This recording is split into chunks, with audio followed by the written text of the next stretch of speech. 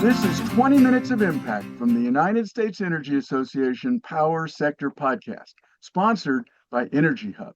I'm Herman K. Trabish. I've covered the power sector since 2006, and I currently report for Utility Dive.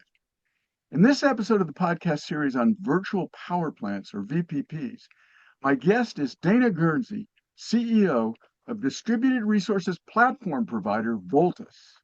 Dana is going to describe how a new partnership between Voltus and Octopus Energy, which is an aggregator of distributed energy resources, or DER, could expand the use of VPPs, accelerate today's evolution of demand response into VPPs, and significantly help meet the growing electricity demand from large loads like data centers without upward pressure on electricity rates. Dana began her career in energy market analysis with pioneering demand response provider Internoc in 2008. She also held leadership positions with Ambry and First Fuel Software before she co-founded Voltus in 2016. She became CEO in January of 2024. So Dana, I want to start with the basics. From what I've heard, Voltus seems to have mastered the contractual requirements for monetizing demand response in major power markets, something a lot of other demand response providers are still struggling with. What I want to know is, what resources do you manage? How do you monetize them? And why has that been such a critical challenge? Yeah, well, first, thank you so much for having me on, Herman. It's a pleasure. I guess let's start like at the most macro sense from a business model standpoint. You can think of Voltus as building virtual power plants, or even more simply, building supply. So we build and sell power capacity. To do that, we aggregate flexible load and behind the meter assets like energy storage and other things. We offer those aggregations of DERs, of distributed resources, into wholesale markets or utility programs. We monetize them by doing so, and then we share that value that we create with our end use customers and partners. So, in other words, at a system level, instead of only asking what else do we need to build in order to get more power capacity, we start instead with what do we already have? How can we get more out of it? How can we increase the asset utilization of the grid? So with that in mind as like the backdrop, the simplest level, our platform exists to do one thing really well, which is take flexibility that lives on the customer side of the meter through partnerships we have and direct customer relationships we have. And we turn that into something the grid will reliably use and pay for, with, again, those payments flowing back to consumers. So that sounds simple, or maybe it doesn't sound simple, but in practice, it means a few hard things need to work at the same time. So one, we need to understand customers' operating parameters and just the behavioral realities of different businesses or residential customers. Two, we need to interface, that's the customer side. Then two, the platform also needs to interface with a lot of different market structures. They'll have their own products and rules and things. And then we need the technology to govern, to manage, and to dispatch all of that complexity consistently and at scale. So just for example, it's been a busy year to date. We had Winter Storm Fern and we're off to a running start. So that means we've delivered 300 plus gigawatt hours at over 100% performance. So this is a Wow. dispatchable asset aggregating thousands and thousands of smaller things into the portfolio of the whole. You asked about the contractual side. So it's also helpful to think of customers into those two main buckets. So again, on the one side, we have the energy users, commercial, industrial, residential, who have flexibility in when and how they draw power from the grid. That could be a smart thermostat, it could be an electric vehicle, it could be a massive industrial process, it could be a data center. And then on the other side, we have the grid operators and utilities, and actually increasingly the data center developers themselves, who need quick to deploy dispatchable resources. And so that's what we do. And the markets themselves have these tariffs and manuals and other things for market participants to abide by. And those Well, are, for those in the industry, they know those are thousands and thousands of pages. So it's simple from the perspective of those are the contractual requirements on the side of the market. The harder part, actually, if you can believe it, is taking that and making a commercial offering that a consumer can understand.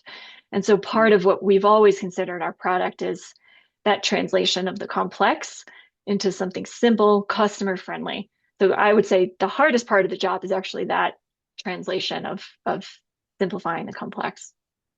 Interesting. Yeah, I mean, I get that. Is there if you could say in simple terms what the secret is, and don't give away any business secrets, but um, like I need to remind you. But major power markets and utilities, they have these concerns. Are the customers going to allow you to use their resources? Now you could say, sure, we've got it handled. We've got a platform, we've got software, but how do you guarantee that in a contract? That's what seems to be complicated.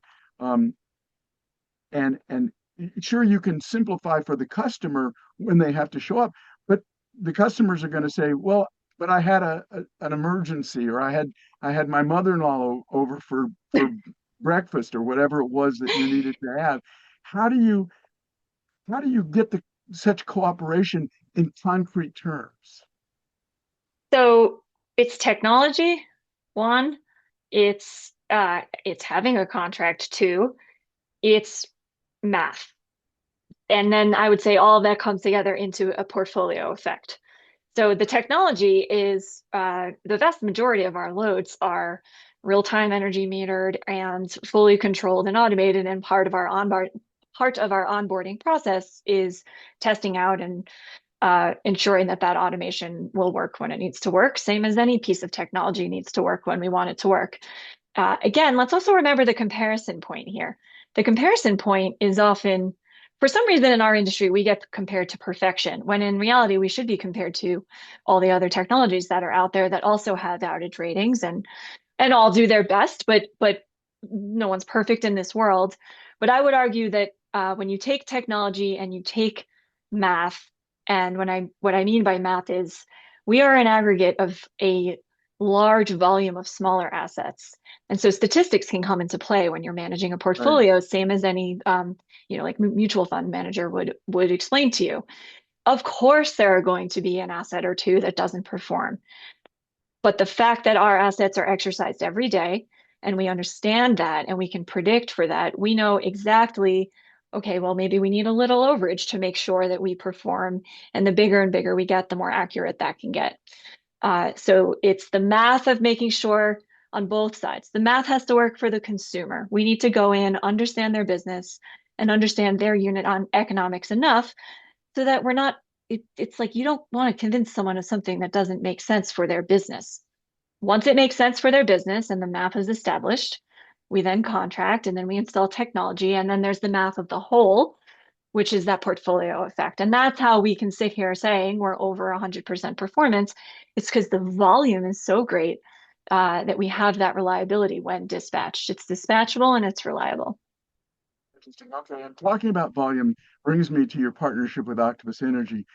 It's designed to more fully integrate a greater use of VPPs, which are made up again of aggregated customer-owned DER. That's what I think Octopus Energy specializes in, is the customer-owned DER. And you're going to integrate it into your business model. So will that translate to the same market transactions that you work with in your resources, or are you going to increasingly target utility demand response type programs? And what I'm trying to get at is, um, as you bring in this, what I understand to be a very large amount of resources from Octopus Energy, they specialize in developing those kinds of customer relationships and statistical probabilities that you were just describing. Are you going to be able to transfer your business model directly to Octopus Energy, or are you going to have to make some adjustments? What kind of adjustments? Yeah, so first, we're super excited about the partnership, Octopus Energy, and this partnership is with the US team. They're wonderful, led by Nick Chassett. But look, at the end of the day, whether it's a commercial facility curtailing load or a portfolio of, say, residential batteries through Octopus, we're still building and selling capacity. And so the beauty of the solution is that we're aggregating this flexibility from, again, all kinds of loads, different industries, different asset types, different asset sizes. And so the complexity with smaller assets, of course, in the residential realm comes with the volume and the scale of things, comes with data access requirements. But if anything, what becomes more and more important is that simplification exercise, right? Like you're not going to get that attention span from the residential customer for as long as you might with a business where you're sitting to say, well, this makes business unit economic sense. So it's that endless pursuit of simplifying the complex.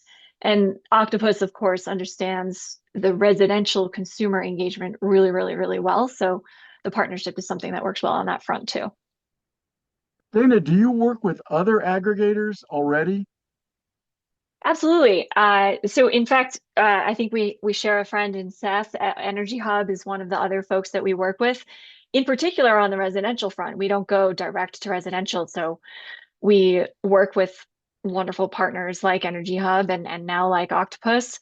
And even on the commercial CNI front, sometimes we'll work with energy storage partners or controls providers to help expand the customer base and add more megawatts. Great. Interesting. Okay. Yeah, I got the same impression when we did a podcast with Nick and Oh, about great. his company just recently, and our listeners can check that out. Here's a quick note from the sponsor of our series of podcasts about virtual power plants, Energy Hub. What if everyday devices had the potential to strengthen the grid when it's needed most? Energy Hub helps utilities turn that potential into dependable capacity by coordinating thermostats, EVs, batteries, and other devices so they work together as virtual power plants or VPPs that respond to grid needs in near real time.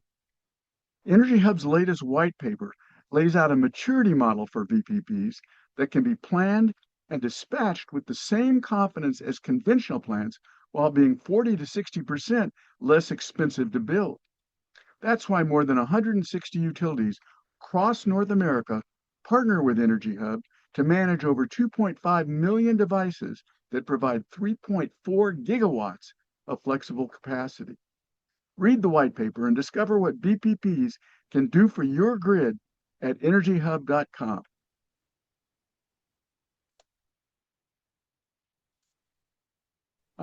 Okay, you mentioned capacity. Now, what I always the first thing I do is I ask everybody when they say capacity, do you mean capacity like markets use the word capacity, or do you just mean total energy capacity? But in answering that question, Dana, let's go into this big question that everybody's talking about. Um, is this uh, Voltus Octopus partnership going to add to your ability to address this growing large load electricity demand, especially from data centers? And are you going to be able to use what Octopus is bringing you and what you already have to serve large load demand, especially for capacity? And here I'm using capacity as what's needed when demand peaks. And are you going to be able to do that without causing increases in consumer bills? That's what people are promising from resources like Voltus. Can you do it? Okay. There was a lot in there, so I'm going to try to get to all of it and you keep me honest. All right. So first, I think the first question was, what do I mean by capacity? Right. So I mean capital C capacity. So when I say capacity, I mean whatever the market, like if the market defines capacity as one thing in this year, in this region, and it maybe a different market defines it as a slightly different thing, I'm talking accredited market capacity as a Ah, fungible unit of a fungible commodity unit. So our goal then, with that in mind, is to bring online gigawatts of new flexible load as quickly as possible. We're sitting at 8.5 gigawatts. We're going to do even more as we go here and accelerate that growth. now, Octopus, yeah. can I just interrupt you for 1 second? So that capacity. It doesn't get called every day when somebody flips the light switch. It's when the system needs more than was normally planned. Is that a fair way to describe it, or This is a great point. This is a great point. So when I say we have 8.5 gigawatts under management, we have 8.5 gigawatts of like load flexibility that we could deploy if we needed to. Now the use cases for that, we do get dispatched every day for a slew of use cases. Sometimes it's just economics. There's basic congestion pricing, and some of our customers are price sensitive to the increasingly high electricity bills they have. And so when prices go high, they can sell into the energy market and they can curtail. Sometimes it's a backstop kind of reserve type product to the intermittent renewables or something tripping offline, and now you need ancillary services for short bursts to help backstop the grid. Sometimes it's real true, we're at peak capacity emergency and we need to not hit that, peak that happens 1% of the hours of the year. It's really all of the above. We have products we dispatch because carbon intensity is high. And so this all goes back to like the reliability piece, which is we're constantly exercising this resource. Capacity is just a call option on energy, but we could be dispatching for energy all the same. So the platform is built to weave these products together and stack the value for the consumers. Um, And is that going to yeah, be useful in addressing this data center and large load demand that we're facing now? yeah, no doubt. So I guess to try to go back to your original set of questions, Yeah, if the goal is to bring online gigawatts and gigawatts of new capacity and in this case new flexible load, Octopus certainly shares that goal. I think many in the industry share that goal. I think this administration shares that goal. It's a hard goal to disagree with. And so we all need to be doing everything we can to raise the bar and bring more and more megawatts online. The relationship that we have with Octopus is really reciprocal in that way, in that they're participating in our broader market-based portfolios and bring your own capacity portfolios to which I can come back to bring additional load flexibility. So in other words, they make our VPPs larger. On the flip side, we can make their VPPs larger where they have a utility product or flexibility as a service offering where they can benefit from additional CNI capacity. And so that is part of the partnership as well. And the thing to understand about zooming out again to the large load challenge and affordability that we're all talking about, you right. don't need 24/7 load to meet every new 24/7 supply. Uh, or sorry, you don't need 24/7 supply to meet every new 24/7 Right. load, right? Like Sometimes, we, sometimes people aren't using a lot of people aren't using electricity. Sometimes only half of what's available in terms of energy or generation is being used there, but there are specific times when it peaks, and that's what you're addressing, right? yeah, it's this like asset utilization thing. So we've known this for a very long time that something like 20% of the grid is only used 1% of the time. It might even get worse when you start thinking about the distribution grid. So we know that there's like latent capacity that we can be using, deploying, leveraging uh, on a very fast speed to power basis. So VPPs can solve that speed to power issue because we can build that capacity in months, not years. Our average speed to capacity is 5 months, for example. So we can Mm, create that dispatchable capacity at a pace that is required today. And just one more point I wanted to make, though, because you mentioned affordability. So on the affordability yeah, front, yes, VPPs can help meet this AI-driven load growth, or it's not just AI, this the load growth that exists. The bigger point, though, is that I really, really believe that the VPP solutions we have, it allows data center growth to improve the grid rather than just avoid harming it. And I keep saying this because I see so many people talk about how, well, we got to make sure that the data centers don't hurt the consumers. And I'm like, yeah, can we also make sure that they help? And so we can go one step further, like talk about raising the bar. And I think there's this deep willingness on behalf of the industry to do that. Data centers don't want to come in and like use up everybody's infrastructure. They're coming in and they want to make it better. They also want to build their data center. Like I'm not naive to that, but I think that all these things can be true at the same time. And so that was the idea behind our bring your own capacity product, which is that the hyperscalers and the data center developers can fund nearby capital C capacity development alongside their load growth. So in a bring your own capacity deal, they're funding that flexible capacity, be it load curtailment, storage, other resources, whatever, across a broader but adjacent region. And in return, they get that faster ramp time or accelerated time to power. And then that funding goes back into the community. It's like it goes back to the VPP participants. And so that's that one step further from do no harm to do good. Octopus shares that vision too. And so the simpler way to answer your question would have just been to say yes. Well, I don't know. I don't ask simple questions, so and I never look for simple answers. But Okay, it your was answer is multifaceted. Hopefully, I pers- caught all of it. no, it was pristinely clear. Let me say Okay. that. It's a very interesting. Yeah. If you get data center owners, hyperscalers, who have more money than utilities, to start, let's say, giving customers heat pumps and batteries, then they're improving the customers even as they use more electricity. That's essentially part of what you're saying, if I got it right.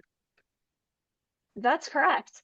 Yeah, Yeah. I mean, imagine if they came in and they were like, we want to upgrade all your water systems and your potholes, and we want to really like help harden the community and put a backup storage system at every school. And like, let's have all of the above on those solution sets. I'm not saying that we don't also need to build new generation. And I just think we want to be doing everything right now all at once. and it's going to be a lot less expensive, so it's going to add less to people's bills as this goes forward, right?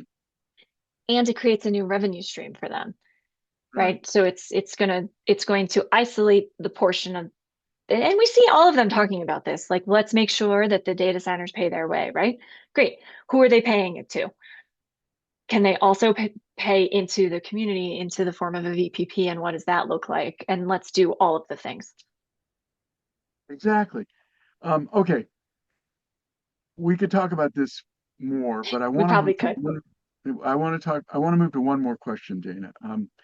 Former Federal Energy Regulatory Commission Chair John Wellinghoff, who is your chief regulatory officer as well as one of this podcast's favorite guests, has said that he thinks data access is the key to affordably monetizing these new resources. And that's what we were talking about just now, affordably monetizing new resources in VPPs.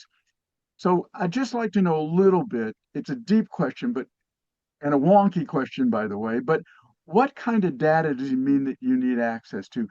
What kind of access is lacking, and why is that access lacking? And can are there policy fixes that you guys can get going to create that data access that allows monetizing these resources at a lower cost and using them more? Yeah. I have a feeling our listener base is probably a little wonky, so we can go Yeah, there. And it is such a pleasure to work with John, whose life's work has been furthering the demand side and everything we're doing today. So he's right, no surprise. Especially in particular, we're talking about the growth of residential customers here, right? Because that's where affordably accessing data is so important. And again, if you think about the key theme is let's do all we can. That includes let's sunset rules that have far outlived their time. So what I mean by that is if a yeah. residential customer wants to participate in a VPP and they want access to their utility data, which is most often, if not always, a requirement to participation, it should not be an act of God to get that access. Like, and we're doing some serious hoop jumping things. I'm not being articulate, but like it is quite hard, is another way of saying, to sometimes get that access. And it varies depending on where you go. And yes, some utilities are better than others, but by and large, it is not easy.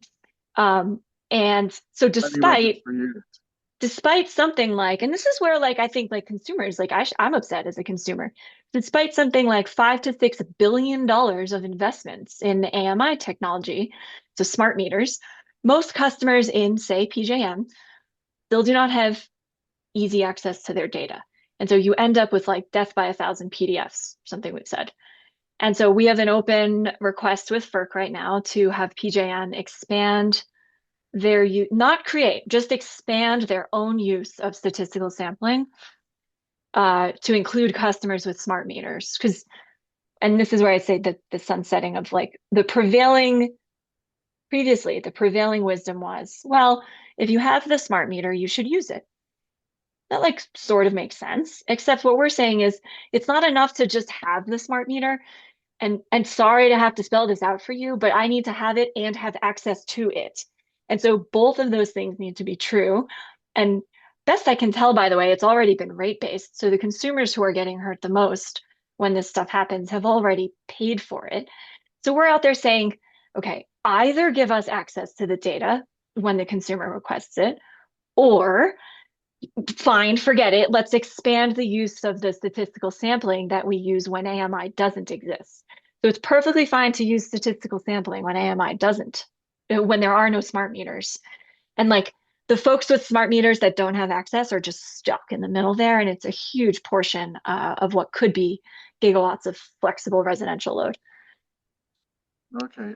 Yeah, you've done a nice job of describing it. I've been writing about this for years. I just talked to one utility on the West Coast. I'm not going to name names. There's no point in offending somebody, but they said we can't introduce more effective rates for our customers who have solar and batteries until we finish our deployment of smart meters, which, by the way, became available in 2009. So I said, when are you going to deploy the smart meters? And he said, we're not really sure. We're working on it. There Yeah. are lots of policies that have been rolled out. I like your idea of just simply sunsetting certain policies. You just very briefly, we're completely out of time. What exactly would you sunset in order to create more access to data? Oh, well, that I was referencing our very specific complaint with Mission Data, who also Michael Murray's wonderful if you ever want Yeah. another guest. Uh, to Well, just talk about the fact that this logic that if you have a smart meter, you must use it, whereas you can only use the statistical sampling if you don't have a smart meter. That is like so wonky and so detailed and also like quite important and I think makes a ton of sense. But we have 1,000 of those examples. And it's not that anybody's trying to do like I still think everybody's trying to do the right thing, but the pace needs to pick up. And so I think the affordability crisis we're heading towards is going to help unjam some of this stuff because consumers are just going to not tolerate the alternative. yeah, I agree. I Something think like you're, 1 in 5, 1 in 4 American households are behind on their electricity bills. That's crazy. We got to yeah, fix that. and all that data is going to help us fix it. And Mhm. I do want to say just really quickly, I know you know this, utilities have a lot on their shoulders, and it's doing these kinds of things is not easy. So, and they have a lot of data that they have to protect, a lot of customer data, for instance, it does need to be protected.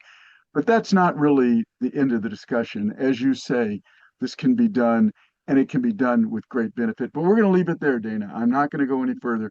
I want to thank you.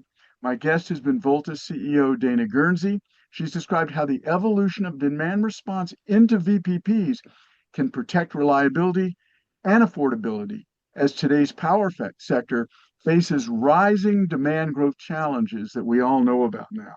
I also want to thank our sponsor, Energy Hub. And as always, I want to thank our listeners for taking the time to check out the USEA Power Sector Podcast. Don't forget to subscribe, like, and share with everybody you know our quest for energy transition solutions.